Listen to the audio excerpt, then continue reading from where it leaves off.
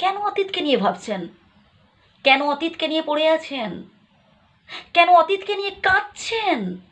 আরে ভাই, আপনি অতীতকে নিয়ে পড়ে আছেন তাই এগোতে পারছেন না, এটা বুঝতে পারছেন না? আপনি ওই সব স্মৃতিগুলো ধরে আছেন তাই আপনি সামনের দিকে এগোতে পারছেন না। আপনার চোখের সামনে এত কিছু ভালো রয়েছে তাও আপনি দেখতে পাচ্ছেন না, কারণ আপনি সেই অতীতকে নিয়ে পড়ে আছেন।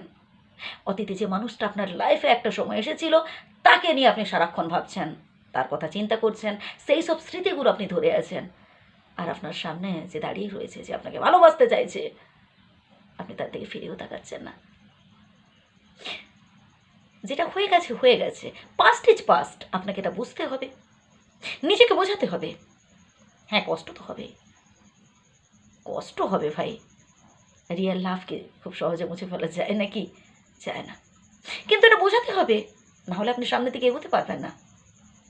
বর্তমানটাকে ভাবুন না।